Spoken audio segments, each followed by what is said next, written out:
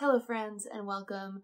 Now that January is nearly over, I thought I would do some kind of 2022 wrap-up video. I thought it would be fun to do a superlatives style thing so I don't just talk about the same 4 books that I always talk about. So I only have one rule for this, and that's no repeat books. So every category is going to talk about a different book. I wanted to cover a range of titles. That's the whole point of this. So that was my only rule. Now let's get going. First up is my best nonfiction of 2022. I don't think of myself as someone who reads a lot of nonfiction, but I actually read a fairly decent amount this year. I think like 9, which is a lot for me. The best one, though, that I read was Against the Wall by Jen Budd. This is the memoir of a woman who used to be a Border Patrol officer and now is a very outspoken immigration rights activist. This book is incredibly difficult to read. There's like every trigger warning you can think of very explicitly described, gone into detail about. This book actually made me feel very, very squeamish at one point, and I had to pause and like take a minute. So just be warned if this is interesting at all to you and you're sensitive to anything to maybe check. I know in my StoryGraph review, I tried to mark all of the trigger warnings, but I probably honestly missed some. But anyway, what I really loved about this book was Jen Budd's really honest and candid telling of her story and making it clear that she couldn't speak for the people she was trying to stand up for, also not making it about herself and managing to take ownership of the things that she did without like throwing a pity party or trying to justify herself. Seeing the journey that she went through and how her history, like her childhood and all of that, informed all of her decisions up through that, you know, that brought her into Border Patrol and then back out of the Border Patrol. It's all very just, it's not a story that you can get from anyone else. It's an extremely unique experience. And the audiobook is performed by Jen Budd, and she did a really good job. She is not perhaps a natural performer, but being able to hear her story in her voice was absolutely gut-wrenching. Next up, we have my best middle grade of 2022, which was October by Katya Balin.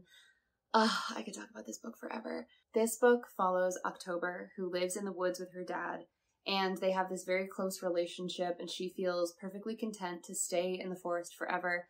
But on her 11th birthday, there is an accident, and her life is irrevocably changed. October is so real. She's so alive.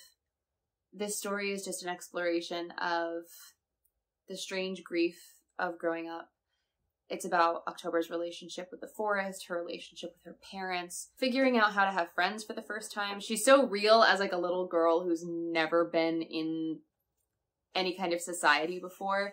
She doesn't know how to talk to people. She doesn't know how to relate to anyone. And that's such an 11-year-old thing anyway, but it's so heightened because of her experiences, and it comes across like it's just, this book is just the perfect version of what it is. I can't believe that it's middle grade. Children need hard-hitting books that will make them think or make them feel seen when they are going through difficult things, but I have rarely seen middle grade books that handle those things so head-on and so, I don't know, like this, it's not just like, oh, adults will enjoy this book too. It's like this book could have been written for adults with just a child protagonist. That's like the kind of writing that it is. Like, it's not complex or complicated or anything, but it's like so beautiful and resonant and just spectacular. My favorite classic that I read this year was, no surprise, I Capture the Castle by Dodie Smith. I didn't read that many classics this year. I think this is the fewest classics that I've read in a long time. But this one still would have stood out anyway. The writing is so accessible, so if you're not someone who reads a lot of classics, it still might be for you. Anyway, it follows Cassandra, who lives in a rundown castle with her very eccentric family, and it's a coming of age story. It's a story about writing. It's a story about sisters. It's a story about being 16 and thinking you are very insightful and very smart and very observant, and maybe you are for your age, and then kind of realizing that you still don't actually know anything because you're 16. And it's just another story where Cassandra is so 16. Like, she's so, like, I don't know how else to say it. She's so 16. She feels like a real 16-year-old girl sitting in her kitchen sink, writing in her journal. It's absurd. And her voice is so strong. And the things that she notices about the world around her. Like, I haven't read Anne of Green Gables yet, but that's almost the vibe. Like, it's more, she's more cynical and she's a little more down to earth than an Anne, but the level of, like, the things that she notices about the world, the way that she kind of romanticizes the world around her and continues to see the magic in the world around her even as she's getting older and it's getting harder to do, like, has that same kind of vibe to me, again, as someone who hasn't actually read Anne yet. But, yes, also spectacular. The best debut that I read this year was not a 2022 debut, but it was a debut, and that was Silver in the Wood and the Drowned Country by Emily Tesh. This was, I guess it was a debut and a second novel, because it's a duology, but I listened to the audiobook, and the audiobook is recorded all together as one book. And they're novellas, so they're both very short. I think altogether it was like 4 hours or something. These books, this series, this duology, is just the greenest, mossiest, most just like hands in the leaves and dirt in the forest book that I've ever read. It's about the green man who lives in the forest, of course, and a young academic twink who comes to study local folklore, and the relationship that develops between the pair of them. It's very strange in a way. It's very slow, very atmospheric. Just, that's how it feels. And I loved them so much. I just, 10 out of 10. 10 out of 10 recommend. For longest book that I read this year, my longest by page count was The Name of the Wind by Patrick Rothfuss, which I think is like 700 and something pages. Absolutely loved it. Have been putting off reading the second book because I know that we are never getting the third one probably, so at least now I still have something to look forward to. So maybe this year. Anyway, longest by hours was The Goldfinch by Donna Tartt, which was like 32 hours or something. I did not check before doing this video. So it was like 32 hours or something like that, 35 maybe. And this book is weird. Also, The Goldfinch is about a boy who goes to an art museum with his mother, and there is some kind of terrorist attack. The building blows up, and he sort of accidentally steals a painting. And then you end up following him for like 15 years or something as he's just bringing this painting with him everywhere.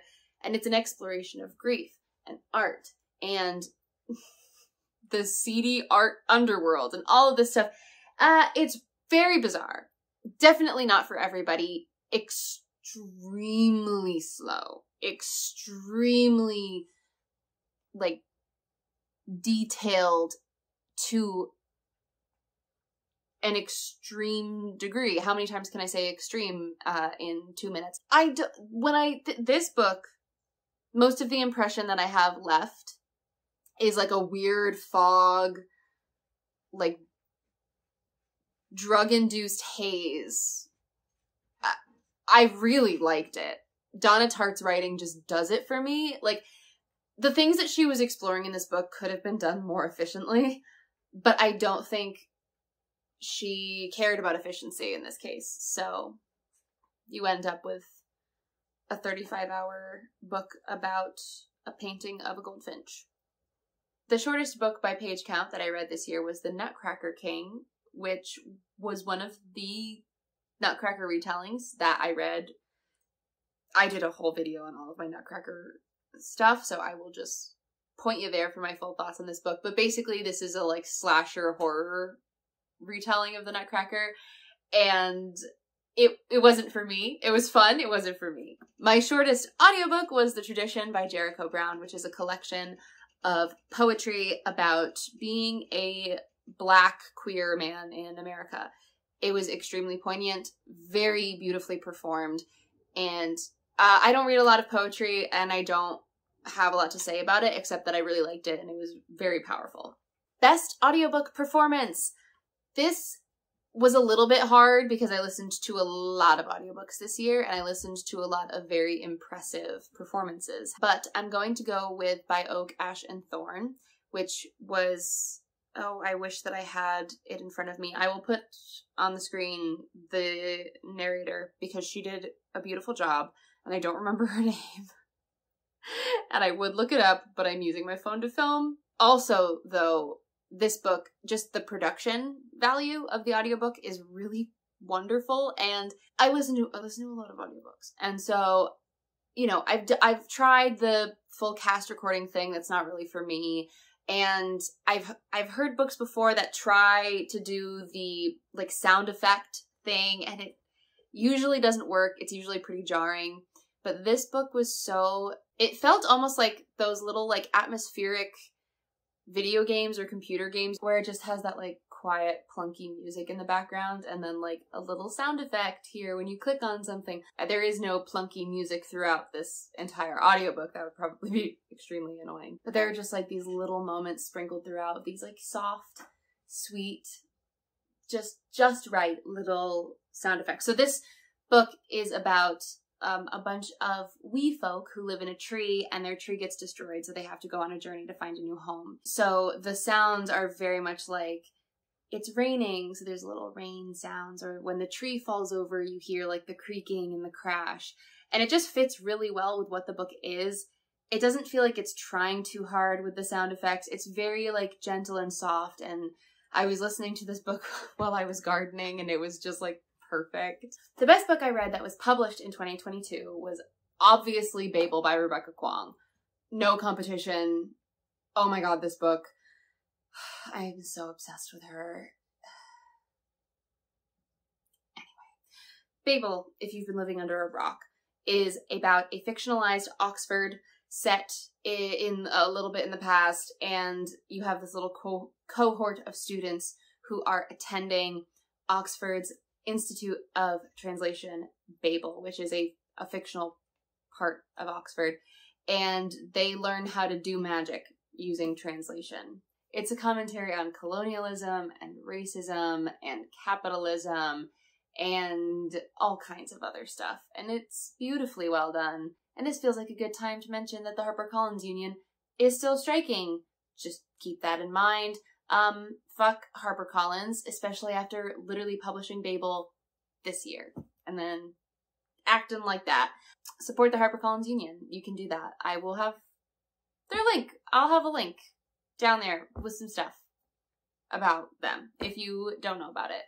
It's a lot. The best indie published book that I read this year was Gold Spun by Brandy June. This is a Rumpelstiltskin retelling. It's a pretty like standard YA, wish fulfillment-y, tropey, cliche type of retelling, but I knew that going in, and it was kind of what I wanted, so I really liked it. It has one of the few love triangles I've ever read that I actually wasn't sure through the whole first book who she was going to end up with or who I even wanted her to pick, because both of the love interests were actually really lovable, and they both really complemented her personality in different ways and brought out different parts of her. I liked it. It was fun.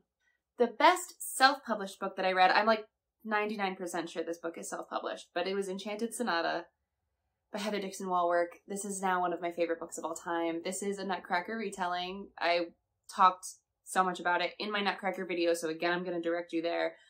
So for now, I will just say this is the perfect blend of like the Christmas sugary beautifulness, the strangeness of the Nutcracker itself, and like everything you could want out of a romance.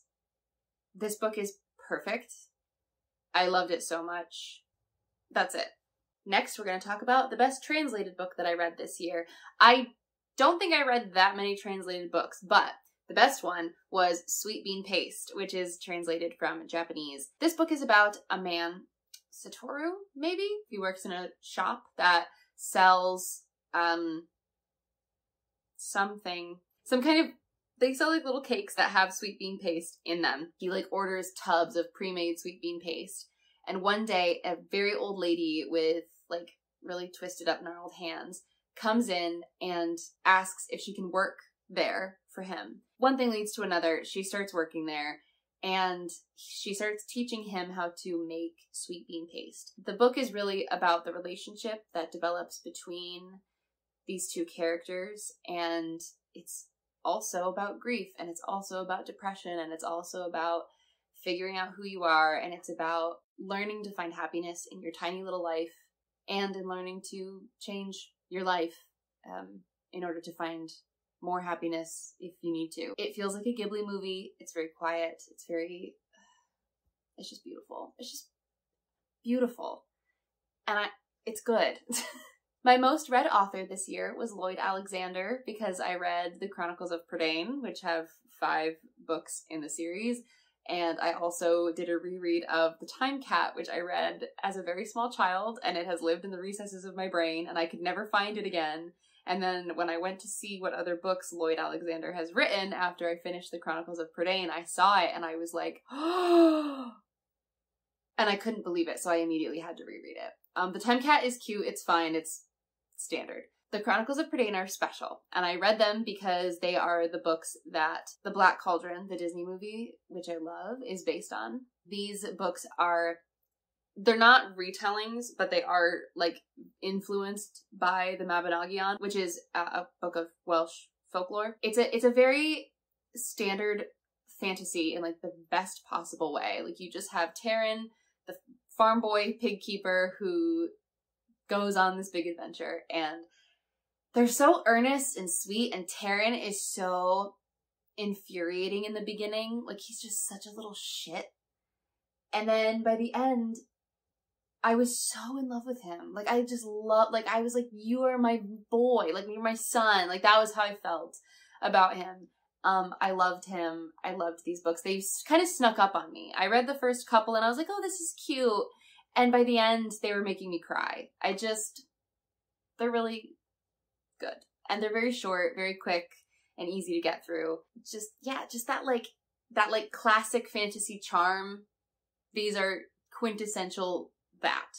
The best standalone that I read this year is Girls at the Edge of the World by Laura Brooke Robson, which I will never stop talking about as long as I live. This book is very gray, very ocean. There are aerial dancers. There's a sapphic romance. There's a broody prince. There's everything that you could possibly want.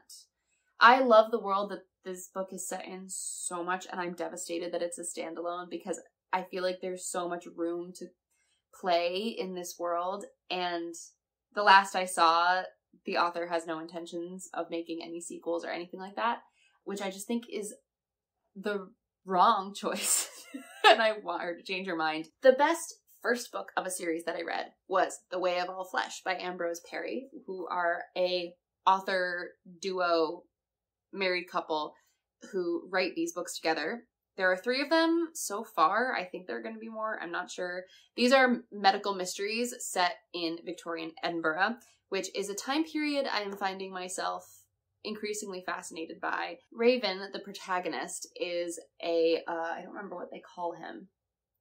I feel like it was a specific term, and maybe I'm just being dumb and forgetting, and maybe it's really obvious, but I don't think they called him like an obstetrician, but basically he delivers babies.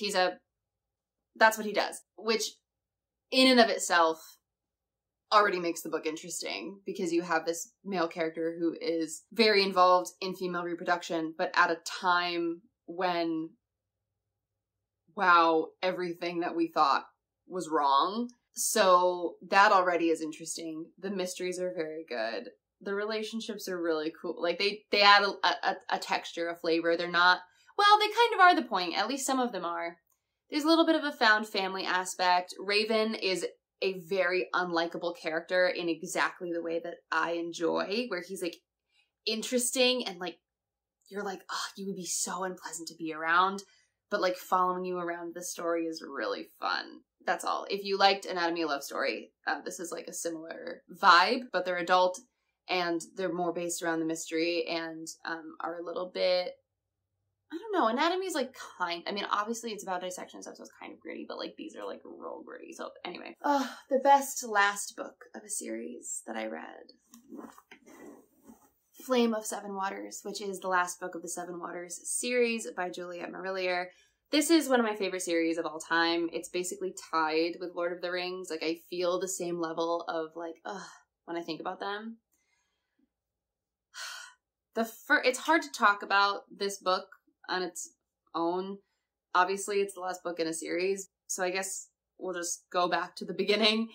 The first book is a retelling of the Six Swans fairy tale, folktale, and it follows Sorka, whose family falls under a curse, and she has to go to unimaginable lengths to rescue her brothers.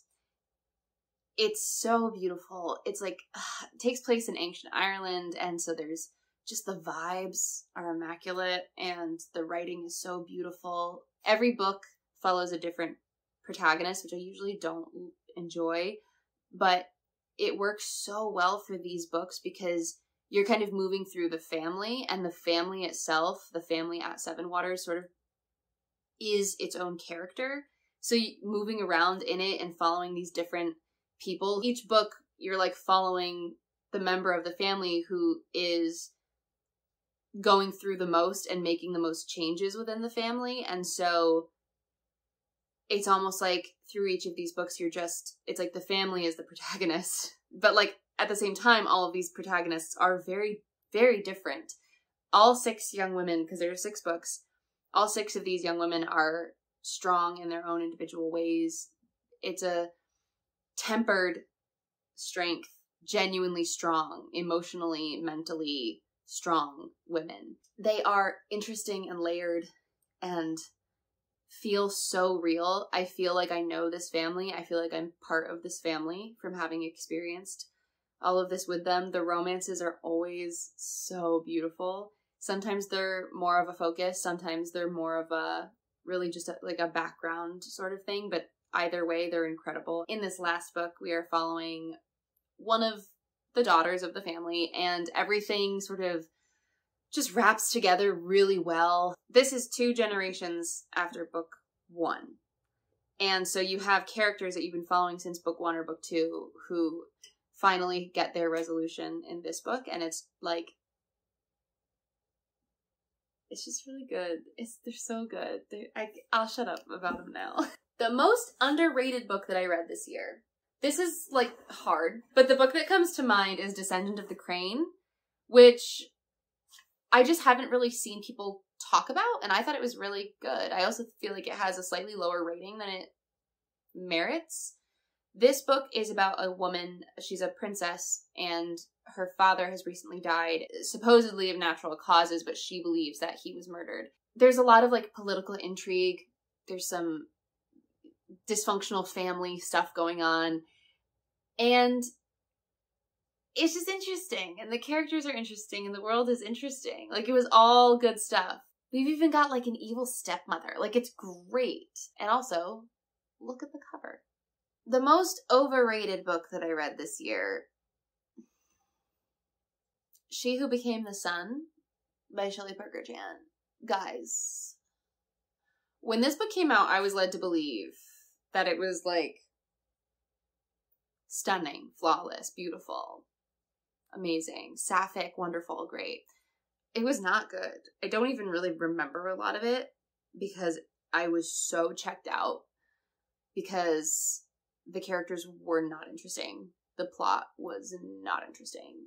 And the writing itself was not very interesting. And so there was nothing to hold me there.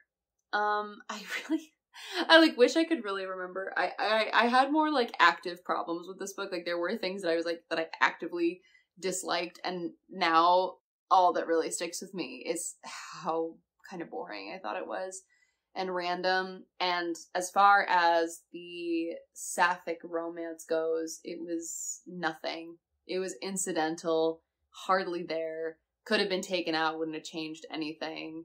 Really insta-lovey, and no like natural progression of feelings or intimacy or anything. And a really uncomfortable, like not hot sex scene that you're just plopped into halfway through what's happening. I was listening to the audiobook and I remember just like laughing because I was like, wait, what? It's like, when did we even establish that these characters were, I didn't realize that conversation we just had a couple chapters ago was supposed to be them being into each other. I didn't even get that, and now we're like fisting. Like, what is going on? It was so... I'm sorry if you loved this book. I know a lot of people did, and that's totally okay. But I didn't. Okay, that's all. The strangest book that I read this year was The Nutcracker and the Mouse King. I read a lot of Nutcrackers. So this is the original Nutcracker by E.T.A. Hoffman, and I loved it. It's very weird, very dark. We have a mouse with 7 heads. We have nutcrackers coming to life. We have weird Godfather Drosselmeyer, who I still don't know if he's supposed to be evil or good. I do not know. I do not know what's going on. This book is an acid trip from beginning to end. I loved it so much. Obviously, that's why I read 11 other books based on it and watched movies and all kinds of stuff. Again, the video.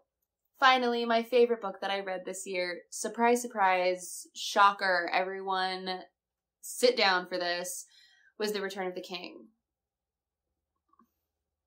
Obviously, what is there to say? You know, Lord of the Rings was the first video that I made for this channel back too long ago for how few videos I've made. So I literally started this channel because I was reading Lord of the Rings and loving it so much. I did make a video reacting to my completion of Lord of the Rings when I finished Return of the King. So again, I won't go on too long, and it's not like you out there are not aware of what Lord of the Rings is. They touched something inside me. The level of those books feel like they really happened has never been matched in my experience. I felt, I get so attached to books, to characters. I cry at books all the time. I get so invested. There will often be characters that I feel like they're my friends. I feel like I know them. But something about Lord of the Rings, it was like, I can't describe the level of a real grief that I felt and continue to feel when I think about those books and the endings that they represent. And oh my god, the Ents, I can't. What is up with that? How did he do that? Tolkien manipulated me. Anyway, that was the best book that I read this year. Hands down, I love it. And you know, if I hadn't read Lord of the Rings this year, I think it would have been hard to pick. I read a lot of good books this year. I read a lot of new favorites. This was an amazing reading year. I read 94 books in total. This year, 2023, I am taking things a little, well, my intention is to slow down a little bit. Not because I feel I'm reading too much, but because I do find myself reaching for shorter books. And I know that long books are my favorite. I know that that's what I really love. And so my one big goal for 2023 for reading is to read 12 books of over 500 pages. This is only counting physical books, not audiobooks. I'm actually hosting a challenge on my Instagram, 12 tomes in 12 months, which if you want to join, you can find me at Kelly Savage Books. The rules for that are very flexible. I'm fine with people adjusting page count or using audiobooks or whatever their specific goals are. It's just about reading long books, and if whatever long books means for you, whatever. For me, I'm doing physical books of 500 plus pages because I want to start really sinking into my books again. And I think that this is a way that I can do that. That's my only goal for this year, really. Of course, there's a million other things because I like checklists. So it's hard to stop making them. But really, truly, my one goal for this year is to read 12 of my big chunkers. And maybe not buy more books, but I've said that before. I'm not going to make any promises. So that was it. That was my 2022 reading superlatives. I hope you had a good time. I hope you get a new recommendation. I hope I talked about some books you've never heard of before. I would love to know, like, if you read any of these books and what your thoughts were, or I would also love to know your superlatives, especially like the strangest book. The strangest book you read this year, that's what I want to know. Please. I love weird books. Not that I need a longer TBR, but friends, thanks for coming along. As always, you can follow me on Instagram. I make videos sometimes, no promises. Like and subscribe, I guess.